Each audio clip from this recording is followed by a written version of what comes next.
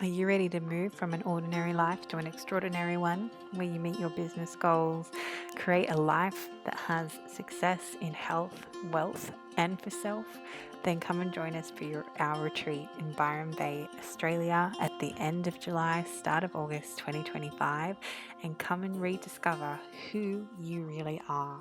More details can be found at willowhealing.org. Welcome to Willow Healing Matters, the podcast. We are so excited to have you joining us on this journey where we explore different ways to empower your soul, whether it's healing in your kitchen or all the way up in the corporate world. Come with us as we look into different ways to heal your mind, body, and soul. Hey everyone, it's Catherine from Willow Healing, and I have the beautiful Cara Goodwin with us today. So, she is a dynamic speaker, podcast host, and author dedicated to guiding others through the profound journey of spiritual awakening. As the host of Soul Elevation, she dives deep into ascension, consciousness, energy healing, and the mysteries of the universe, engaging audiences with thought provoking conversations and expansive insights. Her upcoming book, Your Authentic Awakening, A Guide to Everyday Spiritual Living, is a transformative guide designed to help readers navigate their spiritual path with clarity and authenticity. Yes, it's so needed. Thank you, Cara. Your Authentic Awakening has received glowing reviews from renowned spiritual transformation leaders such as Maureen St. Germain, Vivian Shavat, Alan Steinfeld, and Suzanne Ross. Cara's ability to blend deep wisdom with engaging storytelling leaves listeners feeling uplifted and inspired. With years of experience leading retreats, hosting interviews, and speaking on transformative topics, Cara brings warmth, depth, and a magnetic presence to every conversation. So, a big welcome, Cara, and thank you so much for giving me your time and your energy and joining me on the show. Oh, thank you, Catherine, so much. I'm so excited to be here. I love listening to you speak and the profound insights that you're bringing through in your podcast. So it's really an honor to join you. Oh, thank you, Cara. It's really nice to have feedback. I know you as a podcaster probably the same thing. You're like, I wonder if this is falling on anyone's ears. So I'm glad it's resonating. Yeah, well, it's so heartfelt, so it's great to be able to connect with content like what you're bringing forward. Oh, thank you. So I guess the question of me, because you are doing all these amazing things and I resonate so much with all the things, especially the book that you have written, because it's so needed, like tapping into understanding almost like a roadmap, right? Because when you start that spiritual journey, unless you have a really good mentor or someone with you, it can be really scary and really unknowing, and you think you're crazy, right? That's the only way I can describe it. You think you're crazy until you meet someone else that's also experiencing it. Yes, and it's so true. And I use that analogy a lot in the book of like walking a path or navigating a course, not a course like a study course, but like a path. But yeah, it is. We're in new territory. We're shifting when you start to get onto a spiritual path, you're shifting your understanding of life. You start to see reality differently, and nothing can make you feel crazier than when you start to question the nature of reality. But we actually are living in an illusion, like the physical realm is an illusion. And so it does take it takes work, and it takes understanding, it takes shifting our awareness and our perspective in order to really be able to keep moving forward confidently. And I love what you said. You started by saying that it can be scary. And I think that's really important for people to, I'll validate that, because if people are listening to this, they're already at some way on their path, right? They're not as asleep as the rest of the population might be. But I know when I came to spirituality, I really thought that it was going to just be this uplifting, warm, beautiful path. And I was going to leave kind of the negativity and so forth, the toxicity Same. of the real world. And yeah, there is that. There is that. You can't deny that you're in a higher vibrational state or whatever, but there are many lineages and teachers, and I was like this for a long time too, where it's like it just focus on the light, just focus on the positivity, just focus on like the love, and just ignore anything lower, any shadows, any negativity, any lower thoughts that you might have, and just let them, like, don't pay them attention so that you don't feed them. And there's something to be said for that, but it can only take you so far. And when you really do want to come into wholeness, and I believe my personal experience, and I'd be curious to see if your experience has been the same. But 2025 for me, so we're at the very end of February 2025. So we're just like a little big toe maybe in to the year. Maybe we're up to our ankle.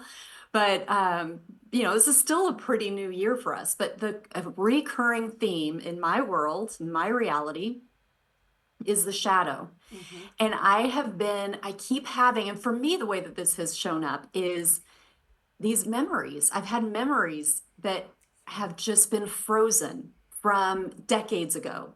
And these memories have just been popping in, things I honestly completely forgot about that were difficult things I went through. Either, and I mean, they're not like major traumas, but they were hard things, dealing with rejection, dealing with embarrassment, dealing with isolation or abandonment. But I completely abandoned those experiences and froze the version of me that experienced it, because I wouldn't look at it, because I thought that I was protecting myself. And I think that did serve me for a time, not to dwell on it and to keep moving forward. But now, as these things are just very organically showing up, just really out of the blue, or sometimes there's just, sometimes they've been triggered even by dreams. I had recently a dream about somebody, and I hadn't forgotten about this person, but I had had a really tricky relationship with this person. And ultimately, we kind of just went our separate ways. And it was like, I could tell it took me a long time not to be triggered by the thought of that person. So I just tried not to think about them. And then I had this dream, and they just looked so healthy, so vibrant, so happy. And then funnily enough, I went on Facebook for I think I actually wanted to just see if they were still on, I think I went with the intention of like, are they still on Facebook? And and I hardly ever go on Facebook, but the post that was at the top was from this person, like just a general post. So it's not somebody that I even like. The rare times I go on Facebook, I don't seek this person out. But they had a post, which was weird. I was like, oh my God, that's bizarre. And I kind of spent some time just like kind of blessing them, and just trying to work in the quantum to sort of heal any unfinished tension between us. And a few days later, I got an email from somebody who wanted to become a client who I had never heard of before. She completely came out of the blue, and she had the same name as that person. So I loved that, how that completed kind of that picture, because I'm like, why is this coming in? And it felt like the universe going, okay, this is healed now. You still had work to do to really heal that and really feel glad when that person had good news, or whatever it was that, I was kind of subconsciously holding on to. And so that's, that's just an example of the opportunity that we have when it's like, okay, my conscious mind might be like, well, I don't want to think about that person. I went through a hard time because of that person. But my subconscious is bringing them forth in a dream, inviting me. I don't have to look at it, but it's an invitation to say, okay, maybe you've got something unfinished with them. See what you can do with it. Like, how do you feel when you wake up and you notice that you've been dreaming about this person? Do you get triggered? Maybe there's more work to do there. And then the response from the universe of like, this person completely out of the blue, this new client completely out of the blue, and she just so happens to share the name. And it was like, okay, something is happening here. And I think it is this, I know you're very well aware of energy, and Yeah.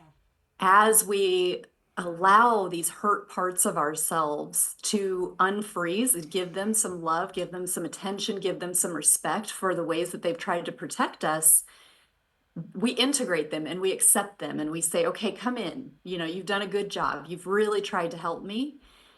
And that gets added into the totality of the energy being that we are, so that we then have access to more of ourselves. And it's so, from a energy healing perspective, for example, it just gives us access to more energy that is flowing through us physically, emotionally, mentally, and spiritually. So I'm curious if that resonates with you, and how how you've perceived this year. Oh, I can't believe it's only February, personally, the end of February. I'm like, really? We haven't done a whole year? Because the amount of things that have come up and I've gone through, and, even the other week I shared on my Instagram, I had a massive breakdown because I was just pushing, pushing, pushing, pushing. And often it's funny because my coach says, when you have a breakdown, you're about to have a breakthrough, because it's when you can accept and be in that lower energy, but also love it and understand that it's trying to teach you something, that it helps you elevate and move to the next thing. And the most, yeah, and the most amazing thing that my coach said to me, because he's quite spiritual too, but he said, we can't love ourselves completely until we accept the flaws and love them and the triggers as well. So what you were saying, those old memories that come up, I almost feel like, and this came through from my spiritual mentor, she said, because like these things kept coming up for me when I was going through my spiritual awakening, and she said, it's the cobwebs. The cobwebs are coming up and you need to clear them out so that they're no longer triggering in any way for you. And like you said, you think you're done with it, right? And then it comes up again and you're like, oh, obviously I'm not done with this. There's something else that I need to have a look at. And the energy of February, my goodness, right? Like it's just as a collective, as a whole, it's been full on. And anyone that's listening to this, this is probably going to be several months later that this comes out and we're talking. But at the same time, if you look back on February, you'll probably think, yeah, a lot happened then. There's lots of changes coming through. There's eclipses coming up. There's all these bigger energies other than us. And it's almost like we need to go through this initiation phase so that when we get to that April and that true new year, that we can then just step into our purpose and step into our work and not worry about all these other things. So I feel it's almost like an initiation of sort, but a shake up initiation. Like, hey, we're just going to shake out the rest of those things that keep coming up for you. So when they do come up again, you're not even going to notice them. And you're just going to keep marching through and have that courage and keep walking through so that you can truly live that life that you want. Yes. Well, there are so many things that you said that were really, really profound and powerful.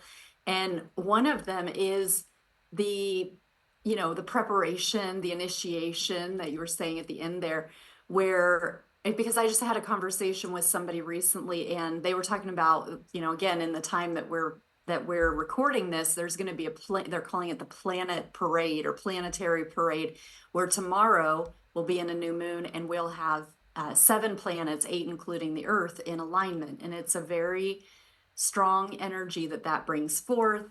And this person was like, well, because there was this video that went along with it, and this person was like, well, basically what the video is saying is if you're good and you've been living a good life and doing good things, you'll have a good experience. And if you're bad, then you'll have a bad experience, and you'll get back, because you're going to get back to yourself The karma. what you're putting out.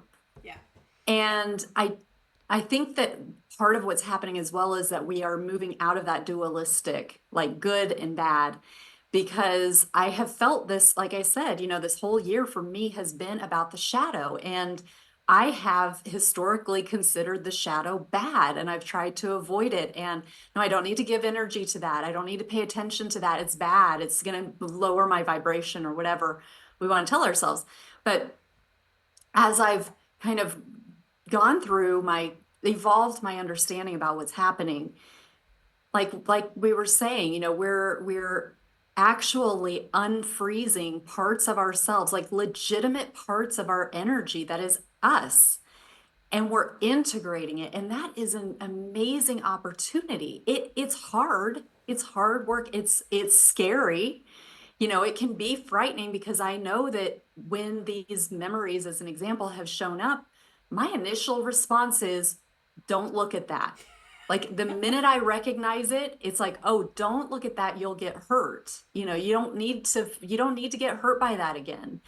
And it was recognizing that response, that knee-jerk reaction to look away and bury it and be like, nope, that didn't have that. I mean, yeah, it might have happened, but I'm fine. Like it didn't affect me. And it's like, wait a minute, let me be curious about this instinct that I have.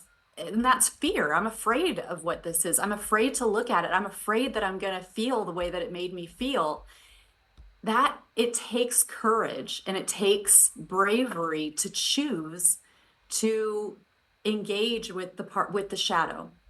But there are such gifts in there, and that's the point. And so if I look at this planetary opportunity from my perspective, and if I feel like, oh, I'm a person that puts good out there and I really try to help people, and I'm focusing on bringing more divinity into this world, so I should be rewarded, and I shouldn't be punished.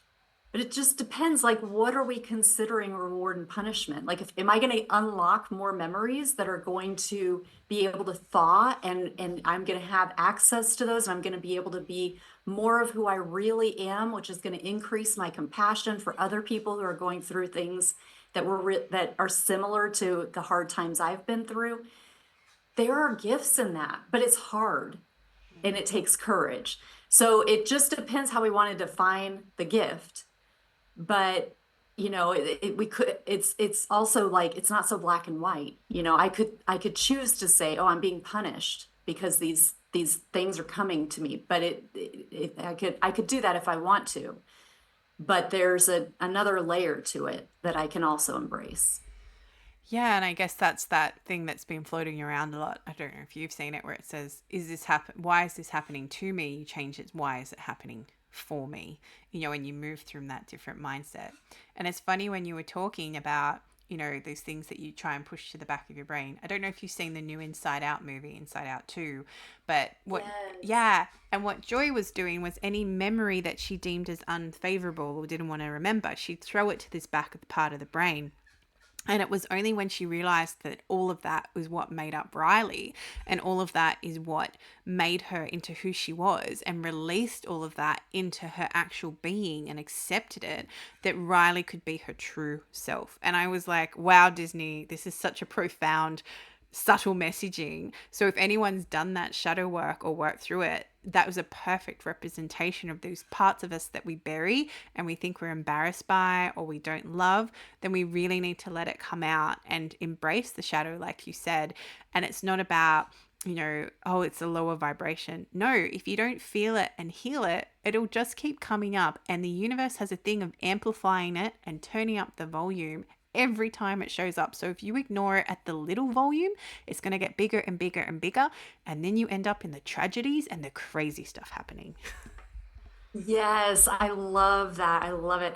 And the other aspect to it is the alchemization of changing. So there's something that I just very, very recently, very serendipitously been exposed to in the psychology world called internal family systems. Have you heard of this? Possibly, but continue. Okay. So it's again more in the field of psychology rather than spirituality, but it's this, we have all these like aspects of ourselves. They're playing different roles, and they've splintered off from us because of trauma. And everybody has trauma, even if it could be like little traumas, but just by virtue of the human existence, we are all experiencing a range of experiences and responses to experiences. So but it's like it's these aspects, these splintered aspects of ourselves that are controlling us during the triggers. And it's whatever matches what we've dealt with in the past And like kind of I was saying, you know, oh, these aspects of me were frozen, like because I wouldn't like nurture them. So you might have like maybe something happened when you were 5 and you experienced a rejection or an abandonment at some level. You felt, even if like it wasn't a huge, like one of my parents left or something, but you felt like maybe somebody moved away, that you never knew your life without that person, and then you never had access to them again, and you felt so abandoned, and it really changed, like it really hurt, but you didn't like get the opportunity to process it all, so you just kind of left it. And then anytime you experience something that kind of makes you feel like something like that might happen again, even if it's not the exact same scenario, but you may feel somebody pulling away from you, that you're worried that you're going to feel that way, that that 5-year-old part of you feels. And so you shut down or you react, you get mad, but you do whatever you can to try to prevent yourself going through that again. And by doing this internal family system work, it's not only just recognizing, oh, I've got this is the root of this, like I've got this 5-year-old part of me, but it's getting a better understanding of what its purpose is. So you may be really mad at the way that you respond when you feel like there's an abandonment coming up. Again, in whatever scenario, it could even be like you've talked about your coaches. It could even be like you're coming to the end of a contract with a coach that you've relied upon, and you're starting to worry like, wait, I'm going to be on my own now. And I don't like the way this feels. And then without even realizing and connecting that experience, you know, you start acting out in other ways within your life.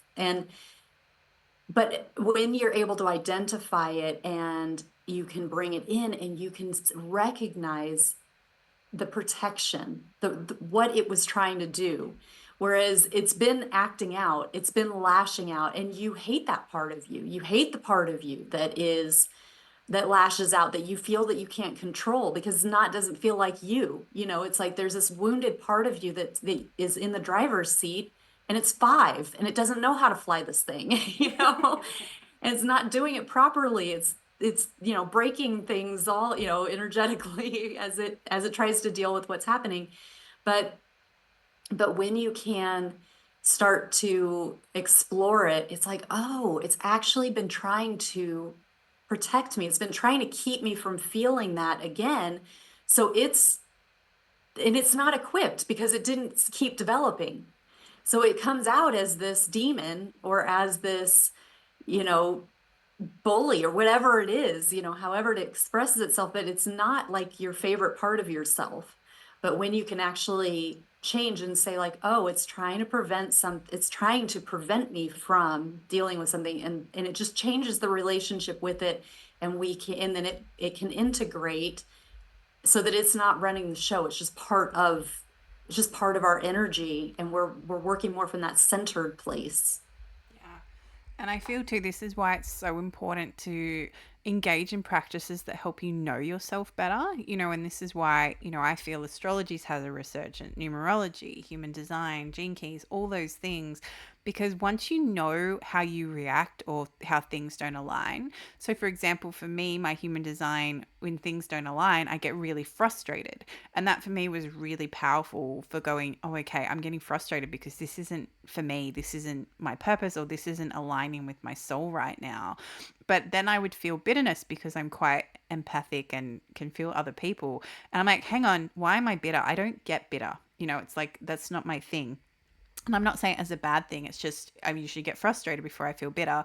And then I realized, because that is how my husband and my son actually react when things aren't in a line. So I was feeling their bitterness, and instead of being angry about that, it was about being curious about it and then pulling that apart. But if I didn't know that about myself, I would have just entered into that bitter cycle as well and been stuck in that loop. So when you truly get to know yourself, and like you said, we embrace those shadows and have the courage to face them, then when those things come up again, they're there and they never go away, because our wounds never fully heal, right? They're always there underneath the surface waiting for the next thing to rip the band-aid off again.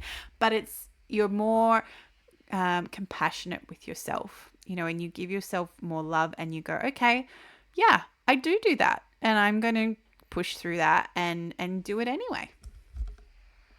Yeah, and it'd be an interesting kind of thought experiment. Like, do our wounds remain, or do we have the power to kind of alchemize them, to change them, where it's like the history is still there, like but because we have a new relationship with it, maybe the wound isn't there anymore. So the event is still there, but it doesn't trigger us. And I think that's what true healing is, when we're able to kind of and I do think it's possible to do that. It's not easy, but it is, and it's part of the transmutation, the alchemy, the changing our relationship with it. That is very healing. Yeah. And it's funny when you were saying that, I got triggered a memory when the first time I went to breath work, I had the most traumatic experience in a good way because it had to happen. But I went through like psychic surgery. I relived all my past life deaths to reclaim my power. And I felt it all, like all of it. I could feel it in my body. And everyone's sharing their experiences. And I'm like, I'm going to be honest, mine was really traumatic. And it actually took me I want to say nearly a year before I was ready to go back again. Because then after that, I'm like, I'm not doing that again. I'm not doing that. And then a few months later, I'm like, oh, maybe I'll go back again. Maybe. And then I went, you know what? If this stuff comes up again or whatever fears come up again, obviously I need to shift it, because after I went through all that, my life started to profoundly change. I needed to shift those things, right? And then the next time I went back and I just went in with no expectations, going, maybe it'll be traumatic, maybe it'll be joyful. And it was the most amazing experience. And I was re-gifted like all this work I can do with the DNA. And if I hadn't been brave and gone, okay, there's something more to this, and I'm honoring that pull and not afraid of the shadow work, then I wouldn't have got all that, all the gifts again. I wouldn't have been so inspired and joyous and expanded what I wanted to do in the world. And it was just walking through that fear and going, okay, the shadows might come up, but I'm going to embrace them and love them, and that's okay too. I love that. And it just goes to show the kingdom, the keys to the kingdom are within us. And they're in the places that we don't want to look. Correct. They're very cleverly hidden. And that's part of the design. I know you mentioned human design, and we could use that even in a different, the design of the human, where we have these gifts, we have these parts of ourselves that connect us to our divinity and open us up to our gifts, our power, our destiny, our purpose. But they're hidden where we don't want to look, where the least likely place for us to look would be in the places we don't want to acknowledge about ourselves. I've got one of the things I write about in my book is my pride wound. That's kind of the thing that I come up against a lot, where it's like, I can do this myself. I don't need help. Yep. And it's like, Yep. admitting that you're nodding. You're like, yes. Reflecting me, Cara. Yeah. It's like, I can do this all by myself. I don't need anybody's help. And it's so hard for me to surrender to, like, people can help me, and that's part of the journey, is letting people help me. And it's something that I keep having to work on, um but I had this whole we can call it a download, but I had like a whole, kind of like you're talking about your breathwork experience, and you kind of like just opened up really fast to a lot all at once. And this was kind of in the hypnagogic state, which is, just for listeners, it's when you're between sleep and awake. So I was absolutely awake, but I was in bed like for the night. And sometimes I'll just have these like quantum experiences where I might literally see the quantum field. Sometimes I've seen it like as a grid, with different coordinates, and it's related also to like where my attention is within my brain or within my body. I might see patterns, moving geometries, and there was information coming in all at once. And I had this problem that I was trying to resolve. And I mean, just in my regular waking life. And all of a sudden, I got really fast this solution that was I needed to ask this particular person to help me.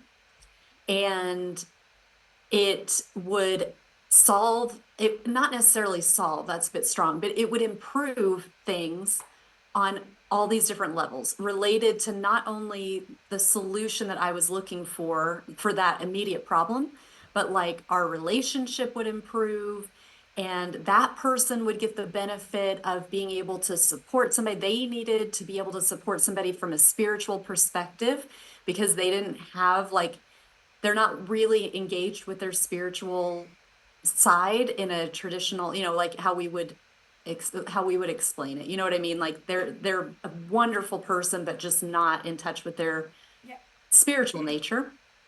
But it would help them nurture it just by virtue of being part of this. So there were these things like that I had never considered, and it came in all at once.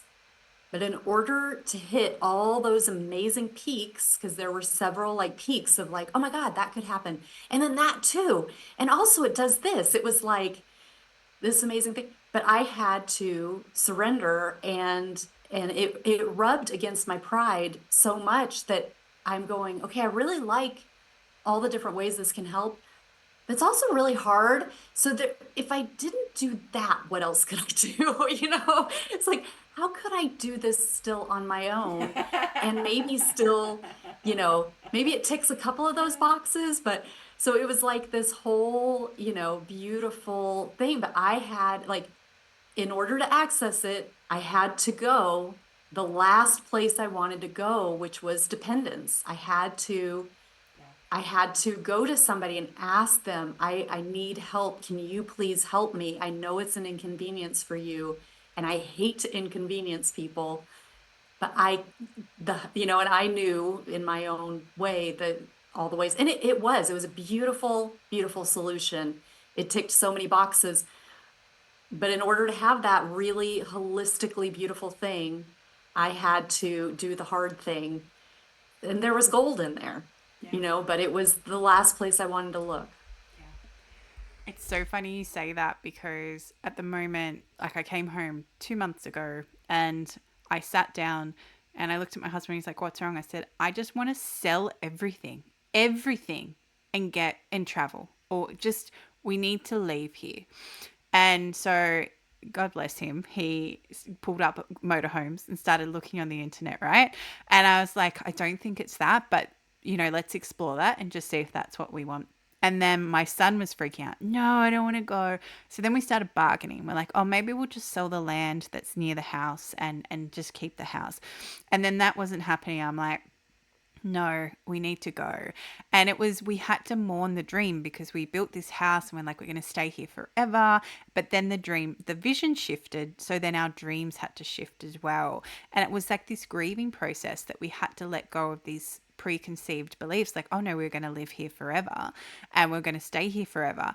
And it was even this guilt my husband went through where he's like, but we said to our son, like, this is it, this is where we're going to live. And I was like, yeah, but life changes and that's okay, and accepting that. So, like you were working through that pride and then we're just seeing what happens. But then when we started to explore like, hey, what happens if we sell our house and we get what they think we're going to get and what we hope to get and what we've asked the universe for, we're like, oh my goodness, we could buy a house with land, we can have a greenhouse, we can do this, we can invest, we can, and all of a sudden, all these amazing opportunities were going to open up, like you said, that download. And it was all from me coming home with this, like, and it was in my field, right? People kept saying, it must be such an anchor to have like a mortgage like that, or, all these things kept coming up. And I was like, you know what? It is an anchor and I want to fly. I don't want to be tethered to this thing. And it had to let go of that experience of, again, this is what, your life should look like or whatever. And let go of that pride of, yeah, we built this house and we've got, amazing thing. And just go, okay, I don't know where I'm going to end up, but all I know is that we need to leave this and see what happens. And people are like, oh, it could be months before you sell your house. And I was like, the universe is truly kicking us out. Like I went for a walk on our land and the trees were like, you don't belong here anymore. You need to go. You need to go. You need to go. And I was like, thank you for the affirmation and the confirmation as well. I do need to go. It's time to go. So, but if we held on to that pride or that notion of, no, we built this house and we're staying here forever, then we wouldn't have all these opportunities and the chance to explore where that adventure is going to take us. That's so beautiful. I love that you've gotten that reflection. I mean, because not only did it open it up, just the all the things that you talked about, but you also had all of the universe talking back to you, even the trees who are giving you the signals of like, it's time, we're confirming, we're mirroring back, you know. Yeah. It's really powerful. Yeah. And even to the point where I come home at the moment, but it doesn't feel like home. It's like we've already kind of shifted and we had to energetically break up with the house as well. So if anyone's moving or trying to sell their house and really struggling with it, you need to talk to your house in the land, because houses are very reluctant to let go of their energy bonds with you. And, I was having this, it sounds really weird, but I was having this conversation with the house and I'm like, we've got to go, but we love you, we love the energy and we love this, like what you've created. And I was like, I know, but the next people might do that, or, this is your journey too, but we're not meant to be here anymore, and it was like a breakup. We were breaking up with the house, and, everything has that energy, and it's being aware of that too. And I was telling a friend about it. She goes, oh, I just had to do the same thing with my car, because she had this car for so long, she was selling it.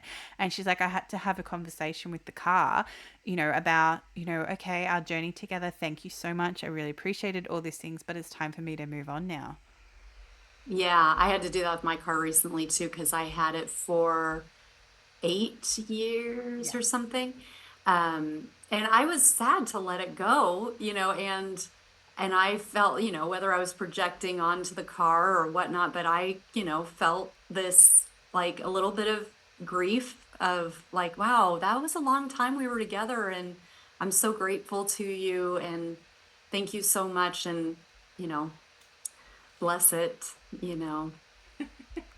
Definitely. I feel like we could talk all day, Cara. But as our time's coming to an end, I ask all my guests if there was something I could heal or change in the world, what would it be?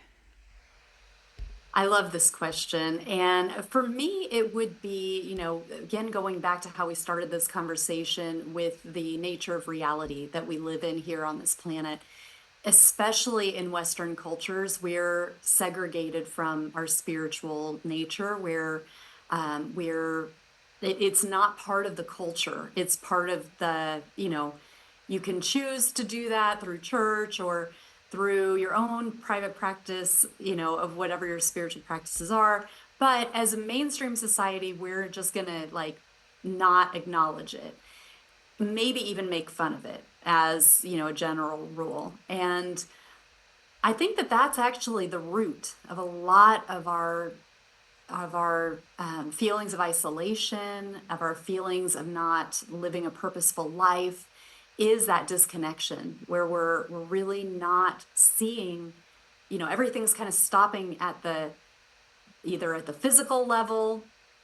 Maybe, we become interested in therapy, and we understand the role of the mind and the emotions on our physical world, but so many people won't take that leap to consider that they have a soul. And even in my own journey of like learning meditation, which was the beginning of my awakening, that was the last part I was willing to open myself up to. I was willing to meditate, didn't want to pray, didn't want to, consider that there was God that was involved in it. It was a very secular, I'm just reducing my stress, I'm regulating my nervous system. And that came later. And now it's such an important part of how I see the world and how I experience the world. And that is where we get back to that feeling of wholeness and connection. And our life kind of shifts and reconfigures so that even if we are in isolation, we don't have a lot of people around us, but we're still feeling that wholeness. We're still feeling nurtured and loved because we understand that we are part of something bigger. Yeah. And exactly, feeling of you're belonging to something bigger and remembering, I often say we come from nature, we are nature, and remembering that we're all connected, and that is so important. As a human, we need that connection. We need that connection with humans. We need that connection with people that raise our vibration as much as lower it. But if they're lowering it, I would say maybe it's time to, shake that off, burn those bridges, So, you want to be really connected with those around you. So if people want to find you, Cara, where's the best place they can find you? Where can they grab your book? Yes, thank you so much. So my everything is on caragoodwin.com. That's Kara and then Goodwin, as you would expect. You can get a signed, well, for US residents, the continental United States, you can get a signed copy of my book on caragoodwin.com/book. But failing that, it will be on all of the platforms, Amazon and so forth. It'll be everywhere. And then my podcast is Soul Elevation, and you can access every episode at soulelevationpodcast.com. And you'll find me. I'm around. And as the universe would say, if you're meant to be in someone's radar, you will drop in it. So Exactly. I'll put all those links in the show notes for everyone listening as well. And thank you so much for your time, Cara. It's been an absolute delight. Thank you so much. Thank you, Catherine. I've loved this. Thank you so much. Thank you for listening to Willow Healing Matters, the podcast. We have so much love and gratitude that you have taken the time out of your day to empower you on your healing journey. The views shared by the person being interviewed might not necessarily reflect that of the host and should be used at your own discernment. Trust what resonates for you and follow your heart and soul guidance. If you have any underlying medical conditions or mental health issues, please consult with your healthcare provider before pursuing any of the recommendations. Likewise, you can always contact the person being interviewed to find out more information. This can be found in the show notes. Remember to activate, align, heal, empower, and find love in everything that you do.